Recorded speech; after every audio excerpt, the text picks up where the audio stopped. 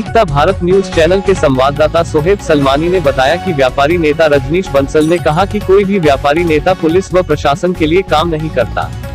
व्यापार मंडल व व्यापारी नेता व्यापारियों की हितों की लड़ाई लड़ते हैं। व्यापारियों की हितों की लड़ाई के लिए कई बार व्यापारी नेताओं पर मुकदमे भी दर्ज हो जाते हैं। व्यापारी हमेशा व्यापार हित व समाज हित की बात करता है। उन्होंने कहा कि अगर कुछ लोग यह कह रहे हैं कि अनिल सांवरिया ने पुलिस या प्रशासन के लिए काम किया है, यह बहुत दुखद स्थिति है। मुझे विश्वास है अनिल सांवरिया जी ने ना ऐसा कोई काम किया है और ना ऐसा वो सोच सकते हैं। वह हमेशा व्यापारी हित की बात करते हैं, व्यापारी हित में लगे रहते हैं। कुछ गलतफहमी हुई है वो बैठकर सुलझा ली जाएंगी। आइए दिखाते हैं मीडिया से बात करते हुए व्यापारी नेता रजनीश बंसल ने क्या कहा। मेरा नाम रजनीश बंसल है। मैं कपड़ा व्यापारी एसोसिएशन गाजियाबाद का महामंत्री, व्यापारी सुरक्षा फोरम गाजियाबाद का महामंत्री और तुराब नगर व्यापार मंडल का चेयरमैन हूँ। नहीं, देखिए, कोई भी व्यापारी नेता, मैं खाली अनिल जी ही नहीं, मैं किसी भी व्यापारी नेता के लिए बोलता हूँ, कभी भी कोई भी व्यापारी नेता कभी पुलिस या प्रशासन के लिए काम नहीं करता।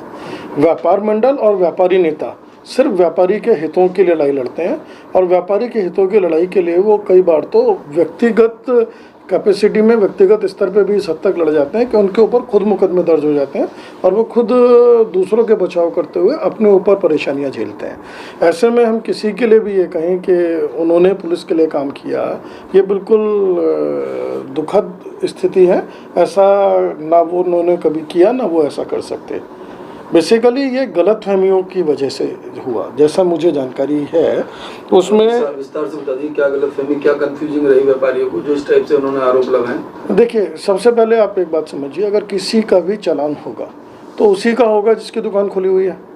जो दुकानें बंद हैं उनका तो चालान नहीं हो सकता। पुलिस या प्रशासन कहीं भी कोई भी कार्रवाई कर रहा है तो वो उन्हीं लोगों के लिए कार्रवाई कर रहा है, उन्हीं लोगों के विरुद्ध कार्रवाई कर रहा है जिनकी दुकानें खुली हुई हैं। तो इसका सबसे पहला बेसिक चीज़ तो यह है कि कार्रवाई वहाँ हुई जिनकी दुकानें खुली हुई थी। जब लॉकडाउन है, बाजार बंदी है, सरकार की गाइडलाइन है और हमें खुद अपना बचाव भी करना है, ऐसे में मैं किसी भी व्यापारी के लिए कहूँगा कि उसे छोटा लालच नहीं करना चाहिए। ऐसी परिस्थितियों में, ऐसे गंभीर परिस्थितियों में उसे दुकान नहीं खोलनी चाहिए। अगर वो दुकान खोल रहे हैं ऐसे में, अब देखिए, उसके बाद हम बहाना कुछ भी बता सकते हैं कि हम सफाई करने गए थे, या उसके बाद हम ये कह सकते हैं हम पूजा करने गए थे। पूरे शहर में कई हज़ार दुकानें हैं। कोई भी दुकानदार आमतौर पर लॉकडाउन के दौरान ना सफाई करने जाता, ना पूजा करने जाता, और अगर कभी जाने की ज़रूरत होती है तो कुछ हफ्ते के बाद, 10 दिन के बाद, 15 दिन के बाद एक बार आदमी अपनी स्थितियां देख के आ जाता है। इसमें कोई बुराई भी नहीं है। लेकिन इसका अभिप्राय कभी भी ये नहीं हो सकता कि आप डेली सफाई करने जाएं और सुबह से शाम तक सफाई करें। तो ये चीज़ें सबकी समझ में आती हैं कि वहाँ क्या हो रहा था। जिन लोगों ने आरोप लगाए हैं उनके लिए क्या कहेंगे? देखिए, उन्हें गलतफहमी हुई है। अनिल जी ने कभी ना ऐसा काम किया, ना वो ऐसा काम कर सकते।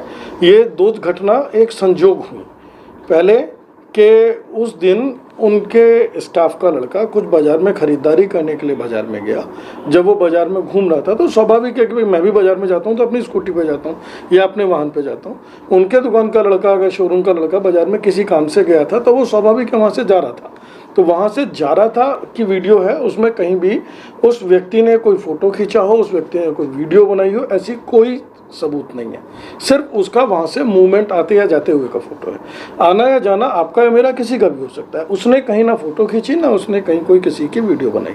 अच्छा, संजोगवश उसी दिन पुलिस की कार्रवाई हुई। चूँकि वो दूसरी घटना कार्रवाई वाली उसी दिन हुई तो उनको ये गलतफहमी हुई कि शायद ये घटना उसकी वजह से हुई है, जबकि ऐसा नहीं है।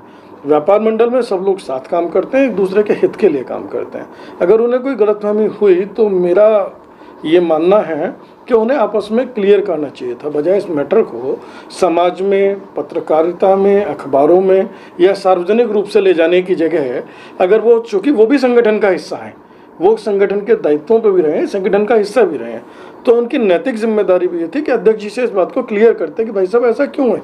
अगर घटना में कोई गलतफहमी है उसे क्लियर करना चाहिए था। चूँकि मन में कहीं कोई गलतफहमी रही तो क्लियर करने की जगह वो सार्वजनिक की गई, जो कि दुखद है। ऐसा नहीं होना चाहिए।